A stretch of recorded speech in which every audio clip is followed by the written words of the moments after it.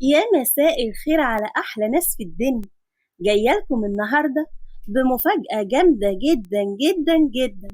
قناتنا الجديدة حكاوي بنات للقصص الكاملة هتبدأ أول قصة ليها إن شاء الله الساعة 8 بتوقيت القاهرة. انتظروها، هتلاقوا عليها قصة ضرب نار. القصة اسمها خادمة المجنونة، واثقة إن شاء الله إنها هتعجبكم جدا جدا جدا. حتى تعالوا شوفوا كده. أنا ما بحبش الناس. يعني أنت ما بتحبش الناس، ويوم ما تيجي تحب حد يعيش معاك هنا تختارني أنا؟ لا لا لا، يا زين ما اخترت. الله يرضى عليك، سيبني أمشي بقى. ده أنت شكلك عندك عقدة والله. يا عم منصور، بلغ سيف بيه إن إحنا لقينا البت دي وهي بتحاول تنط من على سور الفيلا. يا خبر أبيض، ده سيف بيه هيخلي وقعتك سودا. ليه كده بس يا بنتي؟ يو بقى، انت رغاي قوي على فكرة.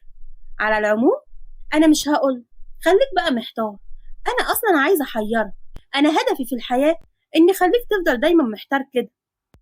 ما تنسوش اللايك يا حلوين، وشير كتير قوي قوي قوي، وتأكدوا انكم مفعلين الجرس على الكل عشان يوصل لكم الاشعار بتاع اول قصة. مستنية رأيكم فيها في التعليقات، واكتبوا لي انكم جيتوا من قناة الروايات حكاوي بنات. مستنياكم هناك. ويلا تعالوا بينا نكمل روايتنا. قربت خديجة من أوضة نفيسة وسمعت صوت عياطها العالي، وشكت في نفس الموضوع، لكنها مش عايزة تصارح نفسها بيه وبتهرب منه، ومش عايزة أي حاجة تحصل تبوظ فرحتها. أخدت بعضها ورجعت على أوضتها. وتاني يوم الصبح صحيت نفيسة بدري ونزلت قبل ما حد يشوفها، وراحت على الكافيه في الكلية.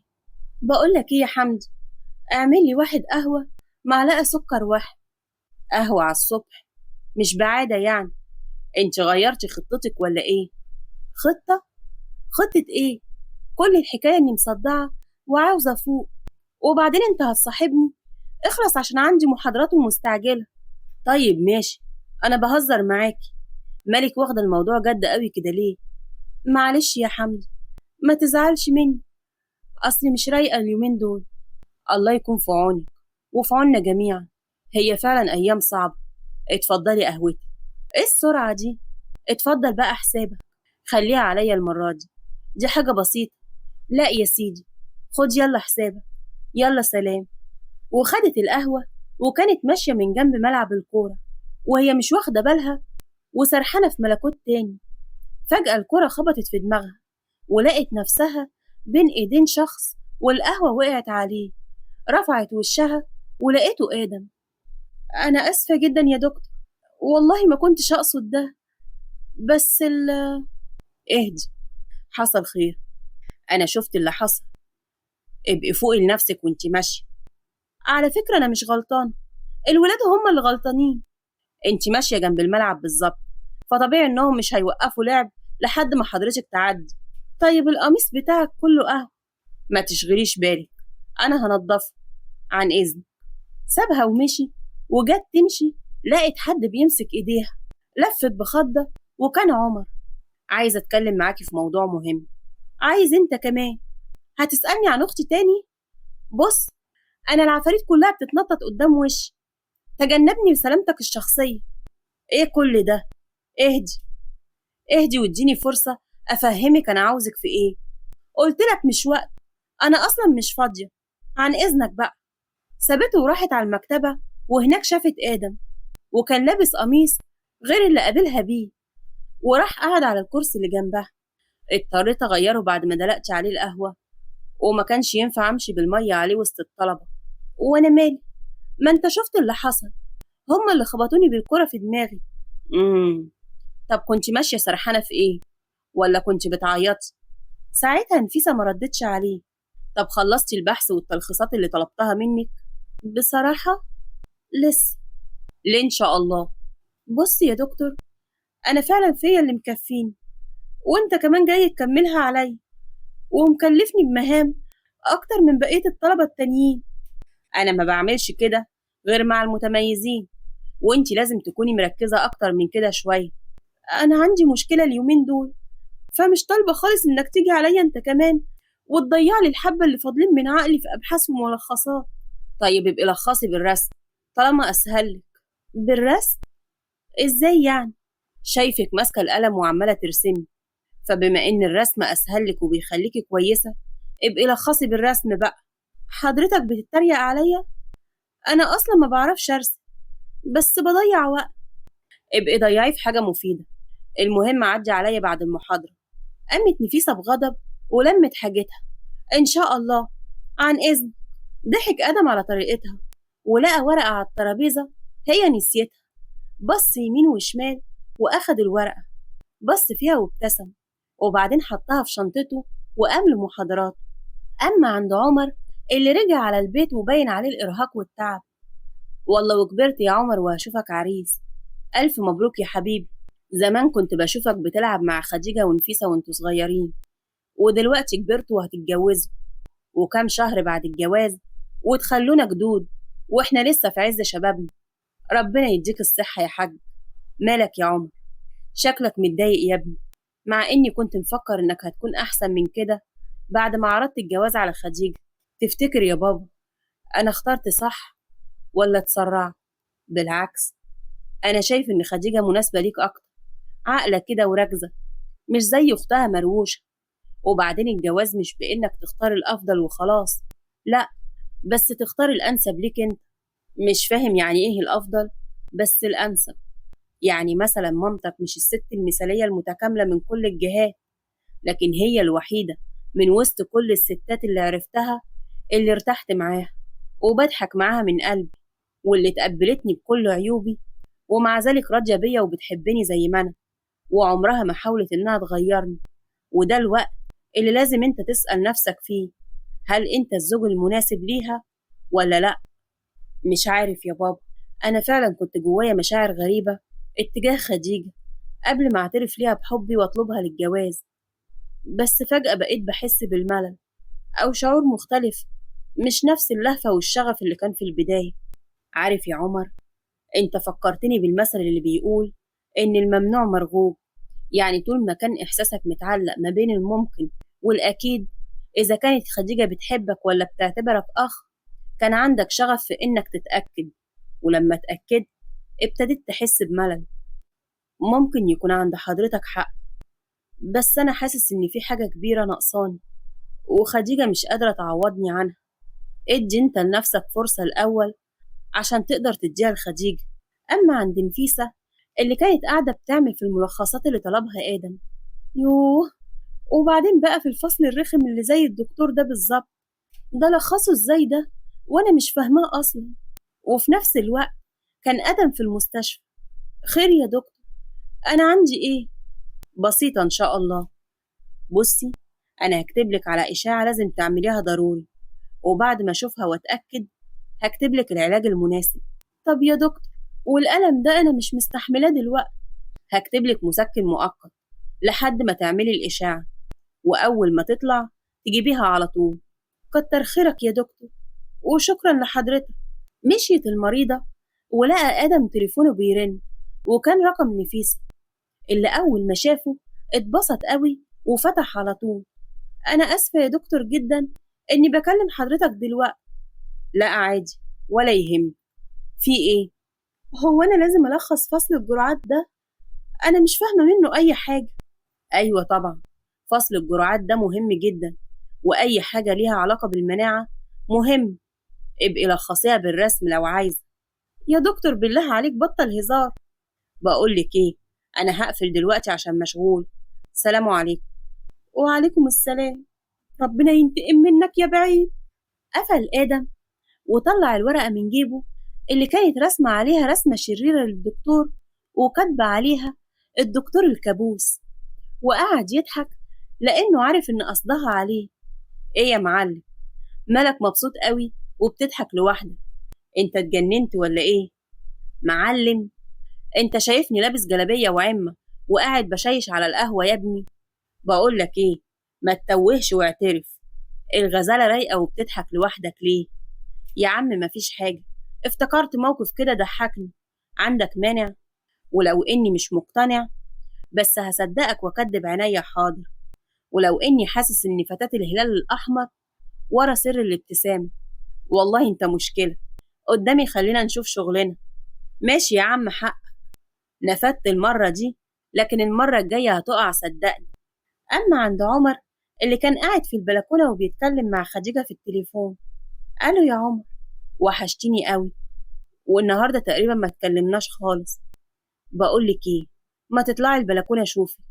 لا طبعا، الوقت متأخر. ليه كده بس؟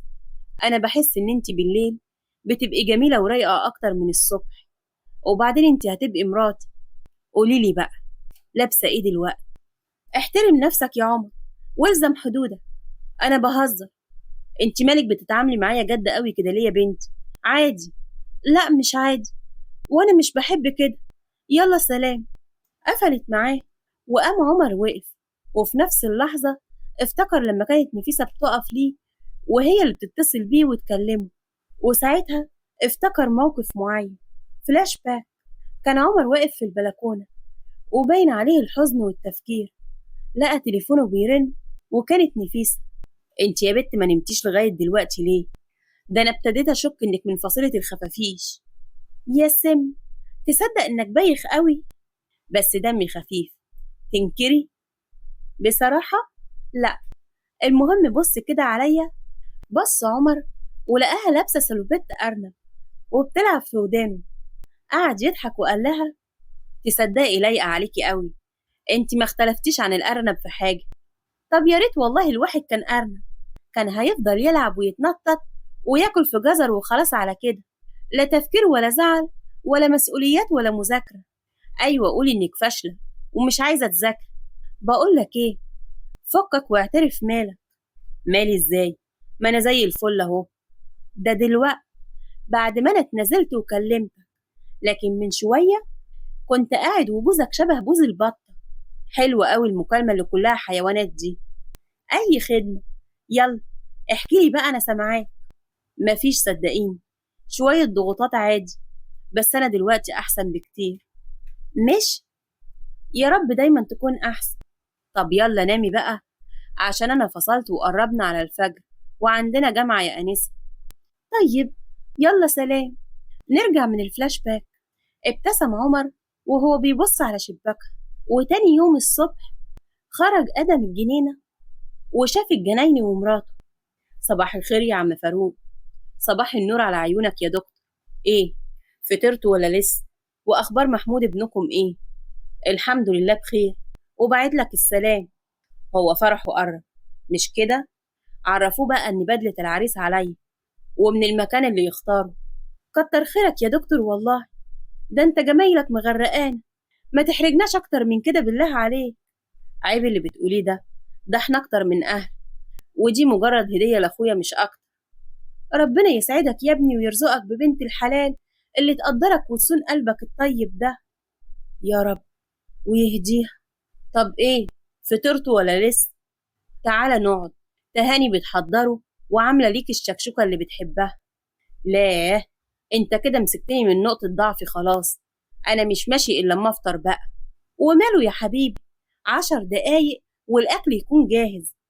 اما نفيسة خرجت وراحت على مكانها المفضل عشان تصطاد وتهدي اعصابها. كانت واقفة ورامية السنارة في المية، وفجأة لقت عمر جاي وراها. ايه ده، انت عرفت منين ان انا هنا؟ عايزة الحق ولا ابن عمه؟ الحق طبعا، شفتك وانت خارجة الصبح وماسكة السنارة، عرفت انك هتيجي هنا عشان تصطادي. طب جاي ليه بقى؟ حاسس اني بخسر صديقتي المقربة من يوم ما قلتلك اني عايزة اتجوز اختي، وبعدين انا عارف كل الاماكن اللي بتحبيها، حتى الاكل اللي بتحبيه، بس لسه مش عارف الشخص اللي بتحبيه. ايه ده، بجد مش عارف بحب مين؟ بحب جون ترافولتا طبعا. ارتحت كده؟ تعالى ساعدني في الصيد بقى. واساعدك ليه؟ ما انت شاطرة وبتعرفي تصطادي لوحدك. تفتكري هنعرف نيجي نصطاد كده لوحدنا بعد ما اتجوز خديجة؟ نبقى نيجي كلنا، مش انا وانت لوحدنا. فجأة اتعلقت السنارة بتاعتها وحاولت تشدها معرفتش. قرب منها عمر وحط ايده على ايدها ومسك معاها السنارة. انت بتعمل ايه؟ عادي، بساعدك تسحبي السنارة. في حاجة؟ لا مفيش، بس أنا خلصت وعاوزة أروح. انتي لحقتي؟ ده انتي لسه جاي. عادي يعني، هروح أغير وأخرج عشان الشلة مستنياني. سلام. وفعلا روحت نفيسة على البيت، غيرت هدومها ونزلت راحت بيت حياة. وأخيرا شرفت يا ست نفيسة. كنتي فين؟ كنت بصطاد. على فكرة انت رخمة قوي، أنا قلتلك قبل كده عايزة أتعلم الصيد. معلش، هاخدك معايا المرة الجاية، بس أنا كنت محتاجة أكون مع نفسي شوية. انت برضو لسه بتفكري في الموضوع؟ موضوع ايه ده؟ انت مخبية علينا ايه؟ اعترفي. مفيش. ده دكتور آدم مرخم عليا ومديني تلخيصات كتير وأبحاث. الحال من بعضه. أكيد عملتي فيه حاجة عشان كده عاقبك. ده بسبب إني نسيت البحث أول محاضرة ليه عندنا. والله فعلا الدكتور ده على قد ما هو وسيم وكاريزما، على قد ما هو صعب ويغور بحلاوته. طب بلاش انت، الله يخليكي. انت مش بتشوفي نفسك ونظراتك بتكون عاملة ازاي وهو بيشرح؟ الله، وانا ذنبي ايه؟ ما هو اللي حلو بزيادة. طب قدامي على المطبخ نجهز الغدا. تيجوا معانا يا بنات؟ انت عارفة ان انا ماليش في المطبخ. وسيبي ريم تسليني. الله يكون في عونه اللي هيجوزك بجد. مشيت حياة وهدير على المطبخ. ادينا بقينا لوحدنا اهو. يلا احكيلي، عرفتي اختك؟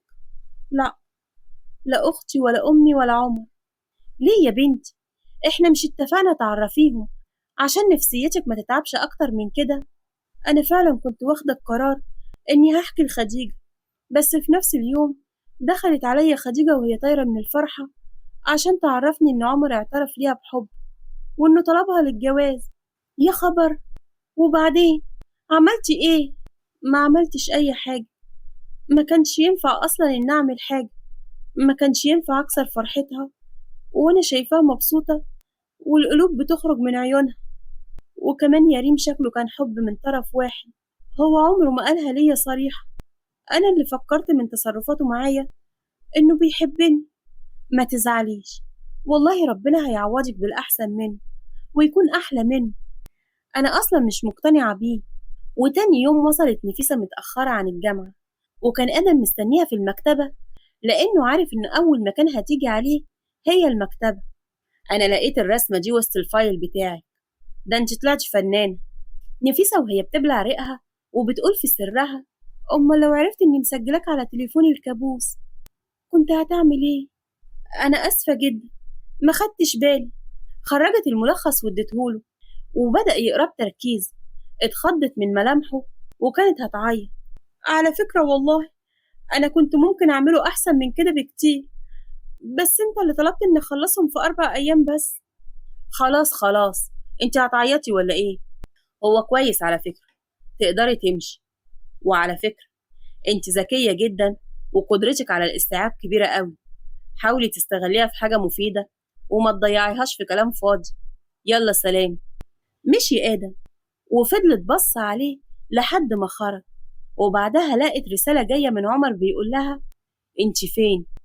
غمضت عيونها بتعب وكأنها مش شايفة الرسالة، بس ردت عليه وقالت: مشغولة. وقفلت تليفونها ورجعت على البيت. ولما وصلت لقت أبوها عندهم. قام جمال وراح عليها وهو بيمدلها إيده: ازيك يا نفيسة، عاملة ايه؟ وقفت مكانها وما ردتش عليه. عيب كده يا نفيسة، سلمي على باباكي. ما تقوليش بابا، انا ابويا مات من اليوم اللي سابنا فيه ومشي. وما استنتش ان حد يرد عليها ودخلت على اوضتها. انا اسفة جدا يا جمال، ما تزعلش منها. انت عارف انها وارثة منك العصبية والعين.